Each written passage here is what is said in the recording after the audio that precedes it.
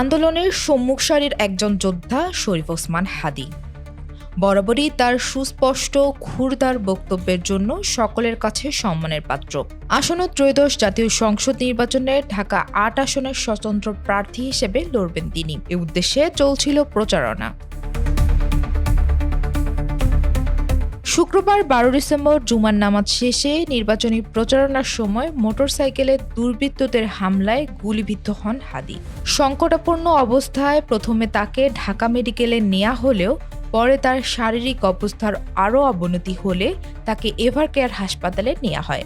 এ ঘটনা দেশের রাজনৈতিক অঙ্গনে আলোড়ন সৃষ্টি করেছে। তফসিল ঘোষণার একদিন পরে এ হামলাকে উদ্দেশ্য প্রণোদিত ও রাজনৈতিক সহিংসতা বলে দাবি করছে সংশ্লিষ্ট মহল। আর এই ঘটনার পরপরই সামাজিক যোগাযোগ মাধ্যমে হাদীর শেয়ার করা এক পোস্ট ভাইরাল হতে থাকে, যেখানে হাদী লিখেছেন ৩০টিরও বেশি দেশি বিদেশি নাম্বার থেকে হত্যার হুমকি পেয়ে আসছিলেন। এমন স্পর্শকাতর গুরুত্বপূর্ণ তথ্য সরকারকে আগেই জানানো হয়েছিল, তবুও নেওয়া হয়নি কোনো ব্যবস্থা, এমন অভিযোগ সংশ্লিষ্টদের।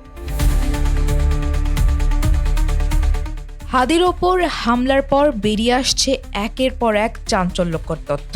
টার্গেট কিলিংয়ের এই তালিকায় রয়েছেন উচ্চ পর্যায়ের সব তরুণ রাজনীতিবিদরা, যারা ২৪ জুলাইয়ে দিয়েছেন নেতৃত্ব। এ তালিকায় হাদী ছাড়াও রয়েছেন জাতীয় নাগরিক পার্টির দক্ষিণাঞ্চলের মুখ্য সংগঠক হাসনাত আবদুল্লাহ ও আমার বাংলাদেশ পার্টির সাধারণ সম্পাদক ব্যারিস্টার আসাদুজ্জামান ফুয়াদ সহ আরও কয়েকজন। সেপ্টেম্বরে যুক্তরাজ্য প্রবাসী জনৈক আইনজীবীর এক সূত্রে এসব তথ্য পাওয়া যায়। প্রাপ্ত এসব তথ্য যথাসময়ে সরকারের গোয়েন্দা সংস্থাসহ উচ্চ পর্যায়ের কাছেও পৌঁছে দেওয়া হয়।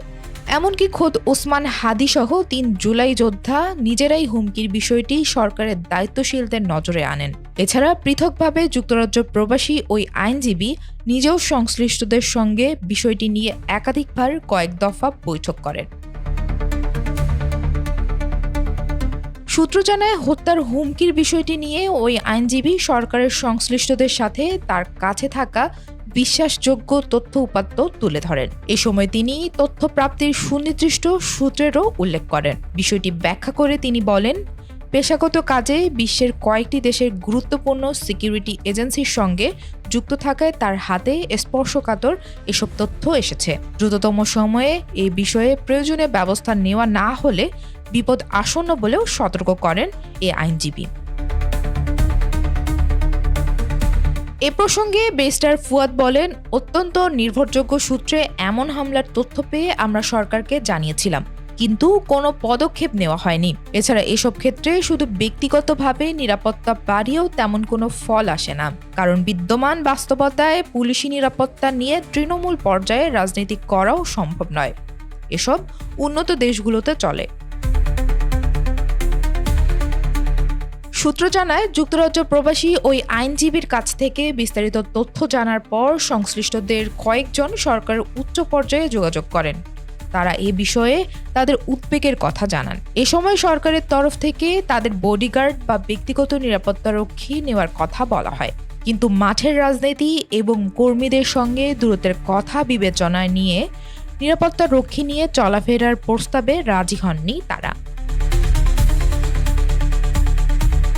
এদিকে পুলিশি সূত্র বলছে, হাদীর ওপর হামলায় বিদেশে অবস্থানরত সন্ত্রাসীদের হাত থাকতে পারে। ঘটনার সঙ্গে জড়িত হিসাবে ফিলিপ ওরফে গারো ফিলিপ নামের এক ভাড়াটে কিলারের নাম পাওয়া গেছে।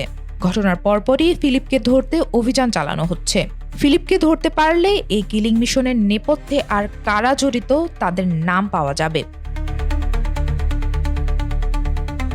রাবিতা খন্দকার, বাংলা বাজার পত্রিকা।